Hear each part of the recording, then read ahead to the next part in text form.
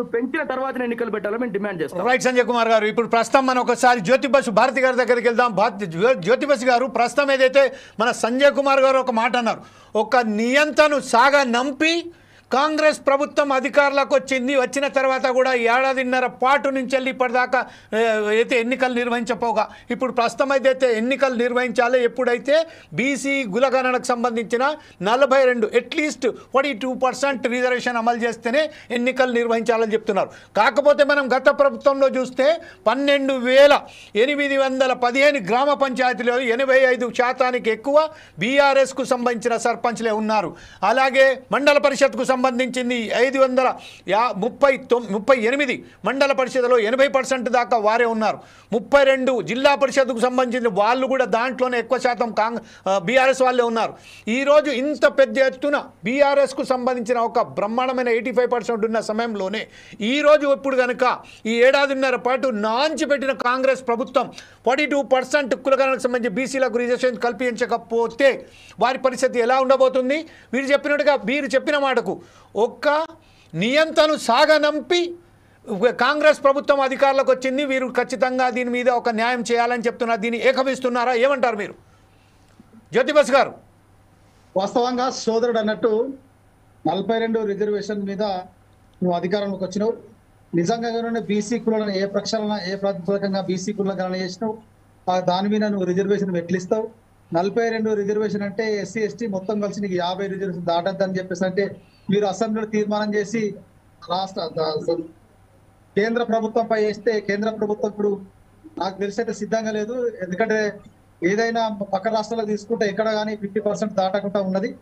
వీళ్ళంతా కూడా ఈ టైం పాస్ కు చేస్తున్నటువంటి వ్యవహారంలో చేసుకుంటే చేసుకోండి. ఒకటే ముఖ్యాంశం, నీ ఇలా సీతక్క ఒక మాట అన్నది, స్థానిక ఎలక్షన్లు ఈ జూలైలో జరగబోతున్నాయని. కానీ మళ్ళీ ఇదే సోషల్ మీడియాలో నేను అలా అనలేదు. కాంగ్రెస్ శ్రేణులకు ఎప్పుడు ఎలక్షన్లు వచ్చినా మీరు సన్నద్ధంగా ఉండండి, ప్రతి గ్రామాన్ని కైవసం చేసుకోవాలన్న తప్ప నేను జూలైలో ఎప్పుడు ఎలక్షన్లు వస్తాయని చెప్పలేదు. ఇంకా మేము మా మంత్రివర్గం కూర్చున్న తర్వాత మాట్లాడాలని ఇంతకుముందే మీతో మా డిబేట్ లో వండుకుంటూ సోషల్ మీడియాలో చదివిన. గవర్నమెంట్ ఇది వీళ్ళు ఒక్కల చేతిలో కాదు, సీతక్కనో ఇంకా వేరే మంత్రి గారు మాట్లాడుతున్నా కాదన్నా, వీళ్ళ ముఖ్యమంత్రి గారు కూర్చొని మంత్రివర్గాల్లో డిసైడ్ అయిన తర్వాతనే స్థానిక ఎలక్షన్లు ఎప్పుడు పెడతారు అని దాని క్లారిటీ వస్తుంది. క్లారిటీ వస్తే పాత ప్రభుత్వం కేసీఆర్ ప్రభుత్వం 10 సంవత్సరాల రిజర్వేషన్ ఎలక్షన్ పోతాడా? ఆ ఎలక్షన్ పోతే ఇదివరకు ఎలక్షన్ పెట్టు, స్థానిక గ్రామాలు సజసమలంగా ఉండు, ప్రజలు కూడా బాగుంటుంది కదా. నువ్వు 40 రిజర్వేషన్ పెట్టక మళ్ళీ ఎలక్షన్లకు వస్తే ఏ ప్రాతిపదికంగా ఎలక్షన్లో పోతావు? అంటే సేమ్ రిజర్వేషన్ ఎలక్షన్ పోతావా? మరి సేమ్ రిజర్వేషన్ ఎన్నికలో అభిప్రాయం ఉంటే నీకు ఫస్ట్ పెట్టినవి, సంవత్సరం ముందే పెట్టినవి. కాబట్టి ఎట్లా టైం తీసుకున్నావు కాబట్టి దయచేసి నేనేమంటున్నా అంటే నా పర్సనల్ ప్లస్ ప్రజా సేకరణ ఏమంటున్నా, 42 రిజర్వేషన్ నువ్వు ఏ ప్రాతిపదికంగా చేస్తావో చెయ్యి, కానీ 42 రిజర్వేషన్ కాకుండా నువ్వు ఎలక్షన్లకు వస్తే మాత్రం ఈ ఎలక్షన్ లో నీ అబద్ధాలు చెప్పి గద్దెకెక్కిన వ్యవహారంలో ఖచ్చితంగా ఈ స్థానిక ఎలక్షన్ లో మీకు దెబ్బ పడుతుంది. ఆ తర్వాత మీరు తప్పు తెలుసుకున్న ఫాయిదా లేదు. దాంతో పాటు మీరు దానికన్నా ముందుగా ముఖ్యంగా బాధ్యతగా స్వేచ్ఛగా ఆలోచించేది ఏంటి అంటే, గ్రామ అభివృద్ధికి పాల్పడ్డ సర్పంచుల బిల్స్ ఇచ్చిన తర్వాతనే దయించి రావాల్సిందే నేను కోరుతున్నా. ఎందుకంటే ఎలక్షన్లు పెట్టద్దని మేము ఎలక్షన్లకు అస్సలు వ్యతిరేకంగా గ్రామ అభివృద్ధులకు మేము ముందుంటాం. అప్పు సప్పు చేసినటువంటి మీ టీవీ ద్వారా మరీ మళ్ళీ చెప్తున్నా, దయించి మా బకాయిలను మాకు చెల్లించి ఎలక్షన్ పెట్టాలి. ఖచ్చితంగా గ్రామాభివృద్ధిలో మేము తోడ్పడతాం. మళ్ళా అప్పుడు చెప్తున్నా ఎక్కడెక్కడైతే మా సర్పంచులు మీ ప్రభుత్వాలు, ఆ ప్రభుత్వం కావచ్చు ఈ ప్రభుత్వం కాదు, ఎక్కడైతే మేము ప్రాణ నష్టం జరిగిందో ఆ కుటుంబంలోకి వెళ్ళి ఖచ్చితంగా మీరు సర్పంచ్ను, ఎంపీటీసీనో, జెడ్పీటీసీనో బాధ్యతగా చేయాల్సిందిగా నేను డిమాండ్ చేస్తూ ఖచ్చితంగా 42 రిజర్వేషన్ ఎలక్షన్లకు రావాలి. లేదు అంటే ఇక మీ ప్రభుత్వానికి తగిన గుణపాఠం ప్రజలు చెప్పడం. జ్యోతి బసు గారు, ఇంకొక విషయం ఏంటంటే, రాజిరెడ్డి గారు మీ ఫోన్ను కొంచెం మ్యూట్ చేసుకోండి సార్ ప్లీజ్, బాగా డిస్టర్బ్ అవుతుందండి. ఎప్పుడైతే మీ వర్షన్ వస్తుందో అప్పుడు మీరు అన్మ్యూట్ చేసి మాట్లాడదు, కానీ ప్రస్తుతం అయితే మీరు మ్యూట్ చేసుకోండి. జ్యోతి బసు గారు, ప్రస్తుతం ఏదైతే ఉన్నదో గ్రామ పంచాయతీ ఎన్నికలకు సంబంధించి మనం సర్పంచుల వ్యవహారంలో ఎప్పుడైతే చూతబోతున్నామో ఆ చూసే విధానంలో భాగంగా కేవలం ఎమ్మెల్యేలు తనకు సంబంధించి ప్రతి విషయంలో జోక్యం చేసుకుంటూ గ్రామ పంచాయతీ సర్పంచుల పవర్ను దించడానికి వారికి ఒక కేవలం పప్పెట్లాగా ఉపయోగించుకుంటాను.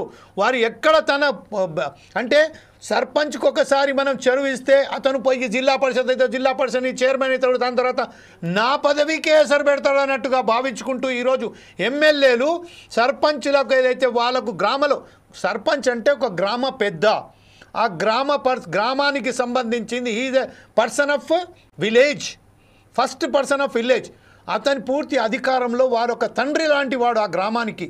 వారికి సంబంధించిన బాధ్యతలు తగ్గించడానికే తన ఎమ్మెల్యేలు తమ ప్రమేయాన్ని ఎక్కువ చేసుకుంటూ పోతున్నారని ఒక వాదన ఉన్నది. ఈ విషయంపై మీరేమంటారండి?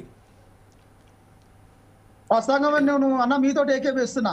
ఎందుకు ఏకీభవిస్తున్నా అంటే ఖచ్చితంగా కూడా సర్పంచ్కి ఎలక్షన్స్ పెట్టుకుంటే సర్పంచ్లకు ఉత్తగా ఉండరు కదా. సర్పంచ్లు పని చేయాలి, గ్రామ అభివృద్ధి చేయాలి, గ్రామ సస్యశ్రమణ చేయాలంటే పైసలు కావాలి.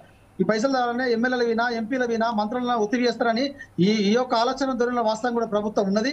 ఎందుకంటే వాళ్ళ పదవులకు ఎసరత్తది. ఎందుకంటే సర్పంచ్ అనే పదవి ఆ గ్రామానికి సంబంధించినటువంటి ఒక చీమ చిటుకు అన్న సర్పంచ్కి బాధ్యత కలుగుతుంది. అలా అచ్చగాడు వచ్చినా బిచ్చగాడు వచ్చినా ఎవరు వచ్చినా సర్పంచ్కి పూర్తిగా బాధ్యత ఉండి వాళ్ళను అది మంచి అయినా చేయడానికి ఏమైనా స్వీకరించాలి. కాబట్టి సర్పంచ్కి పనిచేసే హక్కు ఉంటుంది కాబట్టి పైసలు అడుగుతారు. కాబట్టి ఇట్నే స్పెషల్ ఆఫీసులతోటి జస్ట్ ఇంటి పన్ను లేకపోతే ఇంకేమైనా గ్రాంట్స్ వచ్చినతోటే ఈ గ్రామ పంచాయతీలు మెయింటైన్ చేస్తారు తప్ప ఇంకోటి కాదు. ఖచ్చితంగా నేను మీ మాట ఎక్కబేస్తున్నా. ఖచ్చితంగా ఇవి తప్పించుకోవడానికే ఎమ్మెల్యేలకు మంత్రులకు సీఎం గారికి కూడా ముక్కున్నదనే ఆలోచన ధోరణితోటే ఎలక్షన్ చేస్తాను. ఎక్కడన్నా ఉన్నదా సార్? 17-16 నెలల ఎలక్షన్ లేక, గ్రామ అభివృద్ధి లేక, గ్రామంలో అనేకమైనటువంటి అంశాలలో వెనుకబడిపోతున్నాయి గ్రామాలు. ఇంకెప్పుడు ఎలక్షన్స్ పెడతావు? ఎలక్షన్ పెడదామంటే కేంద్ర ప్రభుత్వానికి పంపించినాం, రిజర్వేషన్ రావాలి, రిజర్వేషన్ వెంటనే పెడతారని ఒక మంత్రి అంటారు, ఒక మంత్రి ఇప్పుడు ఎలక్షన్స్ ఇప్పుడెక్కడి అంటారు. లేకపోతే కాంగ్రెస్ పార్టీ సన్నిధులు అందరూ ఏకం కావాలి, ఎలక్షన్స్ ఎప్పుడు వచ్చినా అని ఒకరు అంటారు. మీరు స్థానికలను ఎలక్షన్స్ ఎప్పుడు పెడతారు? నంబర్ 1. నంబర్ 2, దానికి పెట్టే ముందు వాళ్ళకి బిల్స్ ఎన్ని ఉన్నాయి, వాళ్ళ బిల్స్ మొత్తం క్లియర్ చేసిన తర్వాత ఎలక్షన్ పోవాలి అన్న అంశం మీద దయించి మంత్రివర్గము ఆ గ్రామ పంచాయతీకి సంబంధించిన మంత్రి గారు సీతక్కను ఆ మంత్రివర్గాన్ని మేము కోర్లాగా మనస్ఫూర్తిగా కోరుకుంటున్నాం సార్. వాస్తవంగా కూడా ఏముంటుంది సార్ రాజకీయంలో, మీకు తెలియనిది ఏముంది సార్? సర్పంచ్ అంటే నిజంగా కూడా చెప్తున్నా సార్, గుండెని చేసుకొని పర్సనల్ జీవితాలు సాక్రిఫైస్ చేస్తేనే సర్పంచ్. లేకపోతే రాత్రి కూడా 2 గంటలకు ఫోన్ చేస్తున్నాడు, ఇక్కడ యాక్సిడెంట్ అని పోలీసులు రాంటారు. ఇప్పుడు ఎవరికి చెప్తారు? ఎవరికి బాధ్యత ఉన్నది? ఎవడు పోతాడు? దయించి ఈ కాంగ్రెస్ ప్రభుత్వం హయాంలోనే సర్పంచ్ ఎన్నికలు లేట్ అవుతుంది. గతంలో కూడా దగ్గర 2 సంవత్సరాలకు పెట్టి మరి ఇప్పుడు కూడా అదే ధోరణి చేస్తారా? లేకపోతే ఇప్పుడే సీతక్క అన్న మాట, మంత్రి గారు అన్న మాటకైనా గౌరవ మర్యాదలు ఇచ్చి జూలై ఎండింగ్ లోనే పెడతారా అన్నది ప్రభుత్వం చిత్తశుద్ధిగా ఆలోచించి నిర్ణయం తీసుకోవాలి. ఆ నిర్ణయం తీసుకునేటప్పుడు మంత్రివర్గం కూర్చునేటప్పుడు దయించి ఇన్నిసార్లు మా గురించి డిబేట్లు పెడుతున్న ఈ టీవీల ఆశీర్వంతో మాకు పైసలు ఇప్పించాల్సిందిగా మేము డిమాండ్ చేసి పక్కకు పెట్టి రిక్వెస్ట్ చేస్తాను. దయించి మీ ద్వారా సర్పంచులందరినీ మానసికంగా, శారీరకంగా అన్ని రకాల కాపాడాలని మనస్ఫూర్తిగా కోరుకుంటున్నా. ఈ ప్రభుత్వాన్ని డిమాండ్ చేస్తున్నా. రైట్. రాజిరెడ్డి గారి దగ్గరికి వెళ్దాం. రాజిరెడ్డి గారు ప్రస్తుతం ఏదైతే ఉన్నదో ఖచ్చితంగా గతంలో నిన్న ఏదైతే సీతక్క గారు చెప్పారో